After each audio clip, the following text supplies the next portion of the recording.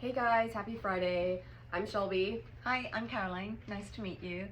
And we thought we would talk a little bit about a topic that is dear to Shelby's heart, and that is chronic sinusitis.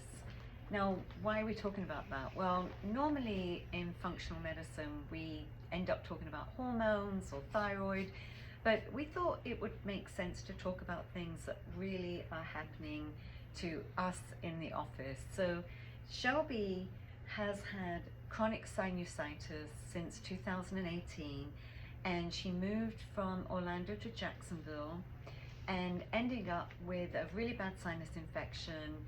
It didn't clear up with antibiotics. Then she needed sinus surgery. That led to nasal polyps, right? Yes. And then after the nasal polyps, she ended up with rounds and rounds of more antibiotics, I think. And steroids. And nasal sprays, the whole gamut. And really, here we are, how many years later, and she's still not feeling better. In fact, probably feeling worse and just worn out. Yes. So we figured we'd try and help you if you're dealing with these types of things, which I think a lot of people are. And she's a gorgeous young lady, and we want to get her feeling well.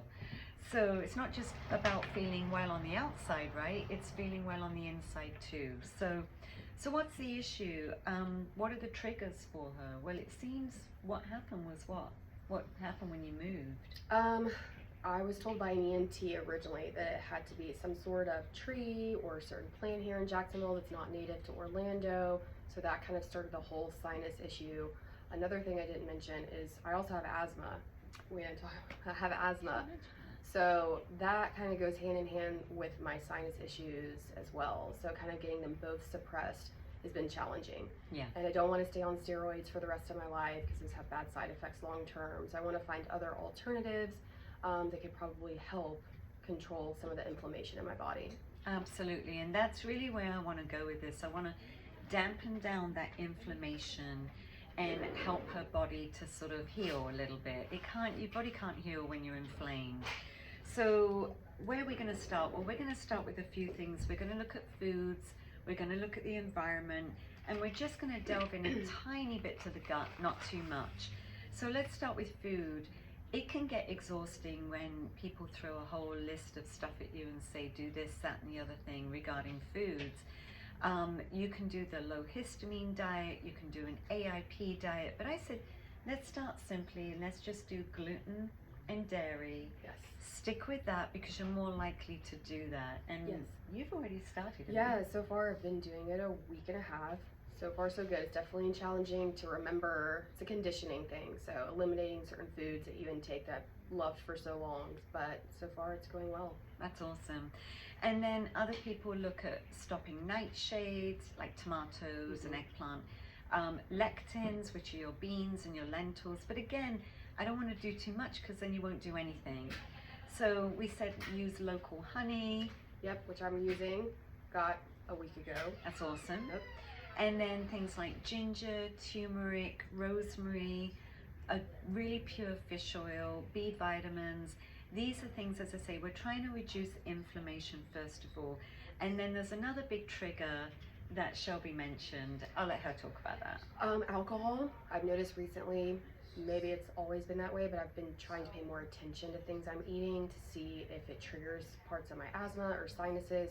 Alcohol is definitely a trigger. Wine and vodka probably are the biggest contributors to it. So I'm trying to stay away from that and then just maybe move to drinks like tequila. Have no words. So I'll try there. I'll start there first and see how that goes. Yeah, love tequila. This whole thing may not work for her. I don't know. We'll see. We also suggest things like fermented foods, kimchi, kombucha. What else did I say? Sauerkraut. So these types of foods can be really, really good for the gut as well, and good for reducing inflammation. Now, she did mention asthma. So that creates, when people have asthma, what happens is they have a lot of histamine. Because it's a histamine response, the mast cells in the body go into basically defense and look after the host body, and really she's got overdrive going on. So we've got to dampen that down. So we're going to dampen that down with things that reduce histamine.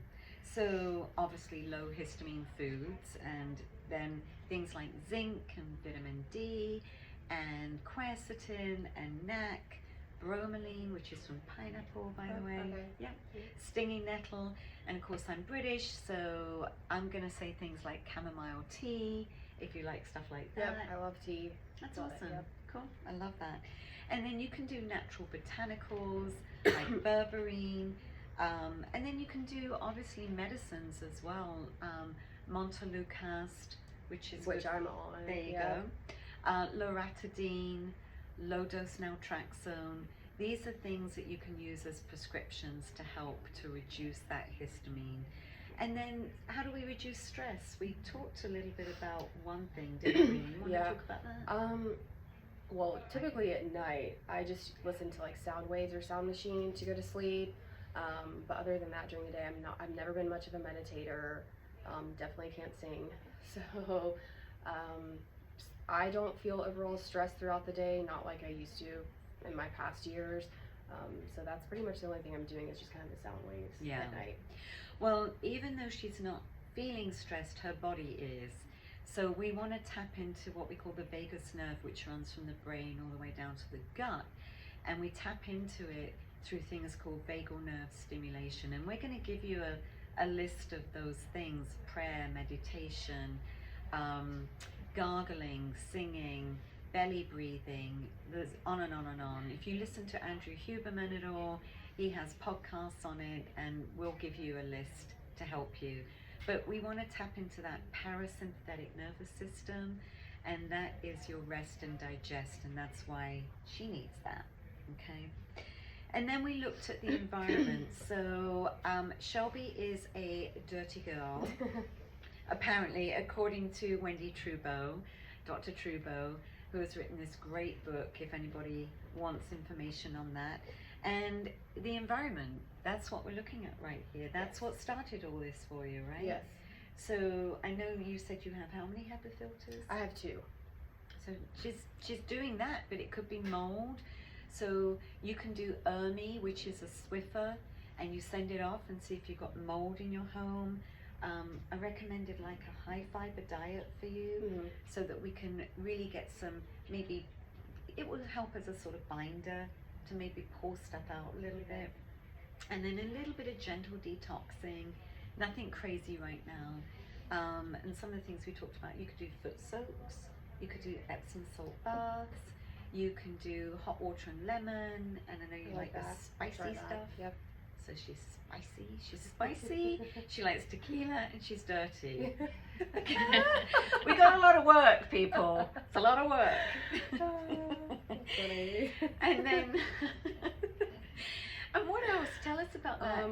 Tell us about the other thing you really like that we talked about. The environmental Working group. Yep. It's an app you can download on your phone, and it can basically rate you or rate products and anything you use internally, externally, on a scale, whether how toxic it is for you.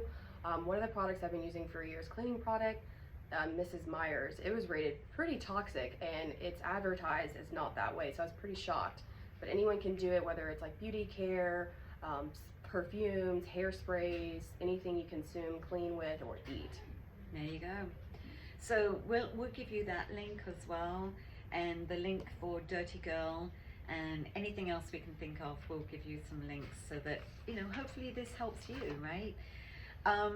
The other thing we just want to touch on, I know we don't have a lot of time, is gut health, and we mentioned some of it, of course, foods and stress. I do want to suggest that maybe a food sensitivity panel might be a good idea, looking at heavy metals as well, and of course, you know, my husband's into heavy metal. I don't mean that. I mean heavy metals as in toxicity. Yeah. So definitely looking at that. And then also looking at the oral biome, the gut and the mouth go together. So we want to make sure that there might be some what we call stealth diseases going on in the mouth. So making sure that you get your cleanings done, that you floss and gargle. You might want to use like a biocidin toothpaste. You might need to use an oral probiotic.